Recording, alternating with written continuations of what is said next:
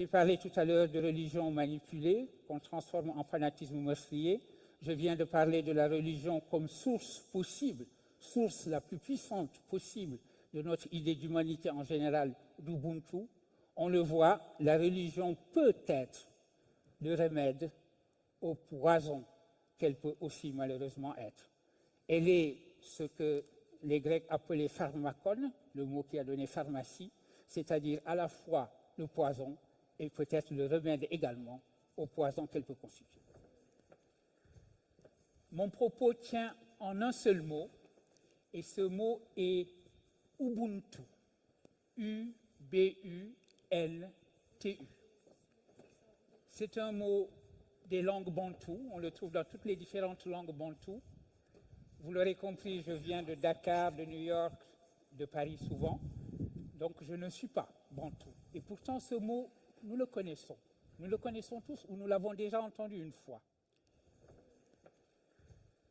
Mon propos tient en un seul mot, et ce mot est Ubuntu.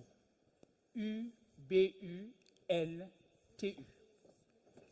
C'est un mot des langues bantoues, on le trouve dans toutes les différentes langues bantoues.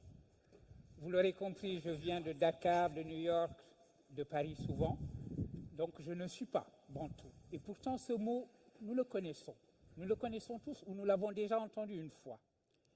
Et car je viens de parler de la religion un peu partout, c'est le moment de rappeler de porter au pouvoir ont déjà porté au pouvoir probablement une des plus grandes consciences de notre temps. Des partis et des personnalités qui ont fait et engagé dans cette notion que l'humanité n'est elle-même que l'épouvantail contre lequel ils ont demandé trop souvent. On peut évoquer au-delà du pape en passant la mobilisation des religions en général pour un humanisme écologique, dont une manifestation a été par exemple le forum qui s'est tenu de cette idéologie en novembre 2016. De cette idéologie de et puisque je viens de parler de la religion, c'est le moment de rappeler en quoi, dans un pays la Hollande, probablement que les philosophes de notre temps, c'est ma discipline, le pape, c'est sa fonction, considéré engagé très longtemps dans cette notion précisément que l'humanité n'est elle-même que si elle est également la nation de la nature, protectrice de la tolérance. On peut évoquer au-delà du pape un symbole aujourd'hui de ce face-à-face en général entre le migrant pour un humanisme nationaliste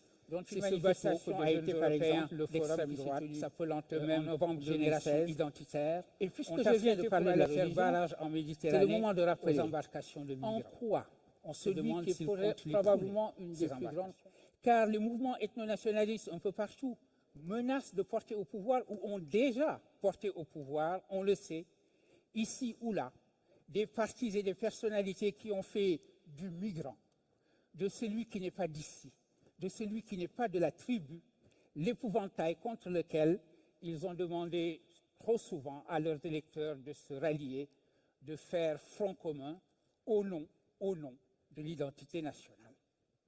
Ils ont ainsi manqué de peu de faire de cette idéologie délétère, de cette idéologie de la construction des murs, la première idéologie dans un pays, la Hollande, que les philosophes, c'est ma discipline, ont considéré pendant très longtemps la patrie précisément de cette notion d'une humanité en général, la nation protectrice de la tolérance.